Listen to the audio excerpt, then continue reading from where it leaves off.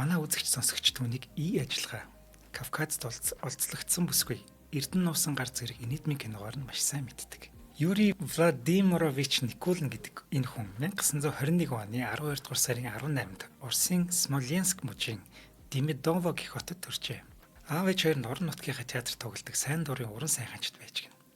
Аав нь шүлэг сайхан уншдаг, хуучны дуунуудыг бичиж цуглуулдаг, зохиол бичих хүсэлтэй юм хүн байж. Ээж нь харин нилээд авьяастай, цаашид жүжигчнэр сурч ажиллах хүсэлтэй ийм нэг эмэгтэй байлаа. Харин хүүгээ төрүүлснийхээ дараа цагаа зөвхөн хүүдээ зориулах гээд гэрийн эцэгтэй болж хувирсан юм байна. Энэ айл Никулиныг 4 настайд нь гэр бүлээр Москвороо нүүж тэндээ суурьсан байдаг. Тэднийх танилуудынхаа нийтийн байранд 9 м квадрат байранд амьдарч байсан гэдэг. Вау, амар жижиг юм биш. Харин Никулины ярих дуртай хамгийн гоё дурсамж нь нэг өдөр Никулин хэсэг тагнуулчтайгаа хамт өмнө нь германчуудын байсан новчинд байрлах болсон гинэ. Тэд хүнснийхээ нормыг гаргаж ирээд хооллох гэтэл гинэт хаанаас ч юм нэг хулган 50 гэгч нь гарч ирээд тэдний дунд суудсан. Хулган ширээн дээр гарч ирээд хоол хүлээгээд цогноон суусан баг. Германчууд өмнө түүнийг хооллдог байсан бол л та. Хулган хүмүүсээс ерөөс айхгүйсэн.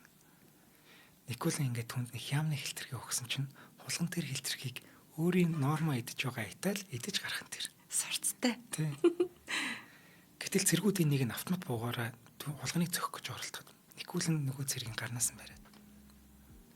Тэгсэн чинь нөгөө цэрэг Никулинд эн чинь герман хулган байна гэж хэлсэн гинэ. Тэгсэн чинь Никулин инээмсэглээд үгүй ээ эн чинь манай Ленинградын хулган байна. Царайг нь харалтаа гэж хэлсэн. Ямар хөө.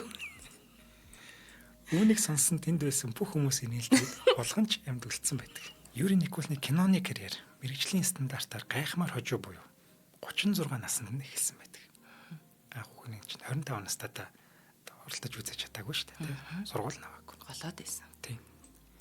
36 наснд олон жүжигчид дүрдээ өөрийгөө баталсан эсвэл аажмаар тайзнаас бууж байгаа ийм үе. Харин Никулины хувьд энэ насан дээр амьдралынхаа шинэ бүлгийн эхлэлийг тавьж байгаа. Энэ үед Никулин циркийн жүжигчин гэдгээрээ аль хэдийн од болчихсон байсан. Маш алдартай.